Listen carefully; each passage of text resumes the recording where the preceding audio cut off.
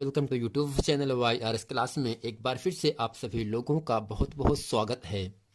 दोस्तों, माध्यमिक शिक्षा परिषद उत्तर प्रदेश प्रयागराज कक्षा 10 की परीक्षा 2022 के लिए तैयारी हेतु विगत वर्षों के सभी प्रश्न पत्रों का संकलन। दोस्तों, इस वीडियो में राजीव प्रकाशन का जो आपका अंशाल पेपर है, इसमें मैं आज इस वीडियो में हिंदी का जो आपका सेट नंबर पहला 2020 का है, इसमें जितने भी बहुविकल्पी और अतिलघुत्तरी के महत्वपूर्ण प्रश्न हैं, मैं आज इस वीडियो में आप लोगों के सामने अच्छे तरीके से बताने वाला हूं। आइए दोस्तों, हम इसमें कुछ समझ लेते हैं क्या क्या आपको नहीं पढ़ना है। तो दोस्तों, यहाँ पर हम पढ़ेंगे पाठ्यक्रम एवं अंक विभाजन। कोविड-19 महामारी के कारण शैक्षिक सत्र 2021-22 में विद्यालयों में समय से पठन पाठन का कार्य न हो पाने की स्थिति में माध्यमिक शिक्षा परिषद उत्तर प्रदेश प्रयागराज के विषय विशेषज्ञों की समिति द्वारा सम्यक विचारोपरांत निम्नवत 30% पाठ्यक्रम कम किए जाने की अनुशंसा की गई है। यानी दोस्तों, जो कोरोना की वजह से 30% कोर्स कम है, 30% आपको नहीं पढ़ना है, वो कौन कौन सा पाठ आपको नहीं पढ़ना, इसको सबसे पहले अच्छे तरीके से आप लोगों को समझ लेना चाहिए। तो दिए गए पाठ्य वस्तु का अध्ययन इस वर्ष विद्यार्थियों को नहीं करना है। और दोस्तों, क्या क्या नहीं पढ़ना है, तो जो आपका गद्य साहित्य का इतिहास है, इसमें क्या लिखूं जिसके लेखक हैं पद्मलाल पुन्नालाल बख्शी हैं। ईर्ष्या तू ना गई मेरे मन से जिसके लेखक हैं रामधारी सिंह दिनकर जी हैं। पानी में चंदा और चांद पर आदमी जिसके लेखक हैं जयप्रकाश भारती। यानी दोस्तों, गद्य में आपको इन तीनों पाठों को नहीं पढ़ना है। अब आगे चलते हैं आपको लेकर काव्य हेतु में। दोस्तों, काव्य में आपका सुमित्रा नंदन पंत को आपको नहीं पढ़ना, जिसके लेखक कौन है चंद्रलोक में प्रथम बार। अब दोस्तों, महादेव वर्मा जिनकी रचना का नाम क्या है वर्षा सुंदरी के प्रति, इसको भी आपको नहीं पढ़ना है। माखनलाल चतुर्वेदी जिसकी रचना है जवानी, इसको भी आपको नहीं पढ़ना है। केदारनाथ से नदी और अशोक वाजपेयी युवा जंगल। यानी दोस्तों, गद्य में और पद्य में इन सभी पाठों को आप लोगों को नहीं पढ़ना है। अब दोस्तों, यहाँ पर है संस्कृत हेतु, यानी संस्कृत में क्या क्या आपको नहीं पढ़ना है। तो फ्रेंड्स, संस्कृत में केन किम वर्धते यानी किससे क्या बढ़ता है, इस पाठ को नहीं पढ़ना है। और अन्योक्त विलासा, इसको भी आपको नहीं पढ़ना है। अब संस्कृत एवं हिंदी व्याकरण में संधि में दोस्तों आपको वृद्धि संधि नहीं पढ़ना है। सर्वनाम में दोस्तों तद और युष्मद का सर्वनाम आपको नहीं पढ़ना है। समास में दोस्तों कर्मधारय समास और बहुव्रीहि समास, इसको आपको नहीं पढ़ना है। धातु रूप में दोस्तों दृश्य एवं पक्ष का आप लोगों को नहीं पढ़ना है। अब दोस्तों, आइए चलते हैं आपको लेकर सेट नंबर पहले में। सेट नंबर पहले का प्रश्न आपके सामने यहां से एक कह रहा है, प्रारंभ में 15 मिनट परीक्षार्थियों को प्रश्न पत्र पढ़ने के लिए निर्धारित है। तो फ्रेंड, प्रश्न नंबर 1 आपके सामने कह रहा का है, निम्नलिखित प्रश्नों में से कोई एक कथन सही है, उसे पहचान कर लिखिए। ऑप्शन पहला यहाँ पर है, भारतेंदु हरिश्चंद्र आलोचना साहित्य की जनक माने जाते हैं। यानी इन चारों ऑप्शन में जो ऑप्शन सही है उसको आपको उस पर निशान लगाना है। दूसरा है, आचार्य रामचंद्र शुक्ल प्रसिद्ध निबंधकार हैं। तीसरा है, मित्रता निबंध के लेखक राय किशोर दास जी हैं। चौथा है, गुनाहों का देवता के रचनाकार मुंशी प्रेमचंद हैं। तो दोस्तों, इन चारों ऑप्शन में ऑप्शन नंबर आपका दूसरा सही है, आचार्य रामचंद्र शुक्ल प्रसिद्ध निबंधकार हैं।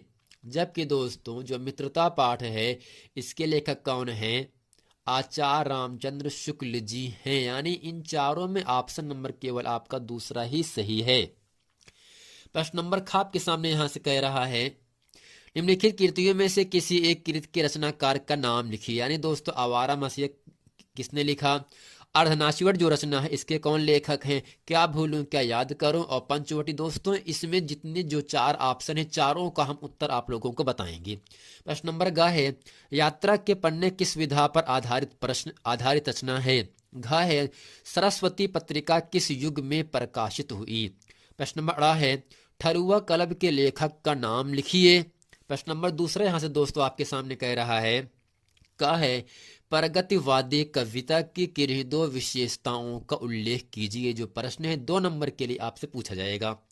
प्रश्न नंबर खा है, रीतिकाल के 2 प्रमुख कवियों के नाम लिखिए। प्रश्न नंबर गा है, तीसरा सप्तक काव्य संग्रह का प्रकाशन किस वर्ष में हुआ था। आइए दोस्तों चलते हैं, इन सभी प्रश्नों का उत्तर आप लोगों को अच्छे तरीके से हम बताते हैं। तो फ्रेंड प्रश्न नंबर 1 है, आवारा मसीहा के रचनाकार कौन है। तो दोस्तों आपको याद होना चाहिए, आवारा मसीहा के रचनाकार कौन है। विष्णु प्रभाकर हैं। किसने हैं, कौन है दोस्तों, तो आपको बता देना है विष्णु प्रभाकर। अब प्रश्न नंबर इसी का दूसरा है, अर्धनारीश्वर की रचनाकार कौन है। तो दोस्तों इसका उत्तर क्या होगा, रामधारी सिंह दिनकर जी हैं। रामधारी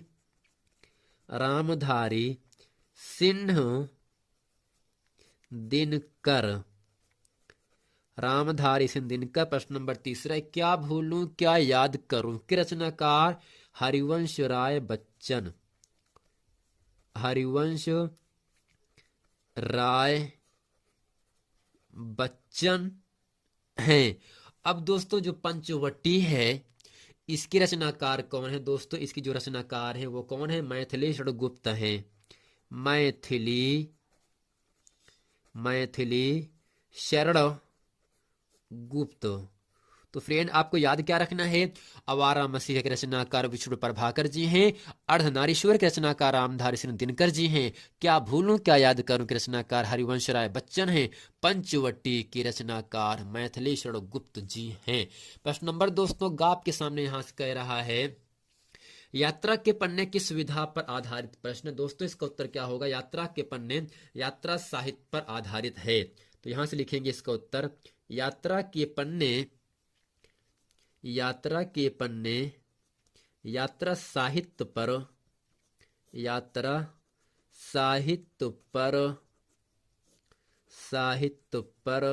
आधारित है। यात्रा के पन्ने यात्रा साहित्य पर आधारित है। दोस्तों इसको अच्छे तरीके से आप लोगों को याद रखना है। अब प्रश्न नंबर घाप के सामने कह रहा है, सरस्वती पत्रिका किस युग में प्रकाशित हुई। दोस्तों सरस्वती जो पत्रिका है ये दोस्तों द्विवेदी युग में प्रकाशित हुआ था। किस युग में, द्विवेदी युग में। यहां से लिखेंगे द्विवेदी युग में दोस्तों सरस्वती पत्रिका का प्रकाशन हुआ था।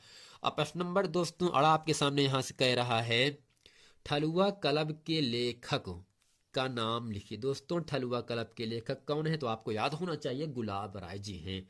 यहां से इसका उत्तर दोस्तों होगा बाबू गुलाब राय। दोस्तों यहां से ठलुआ कलब के लेखक बाबू गुलाब राय हैं।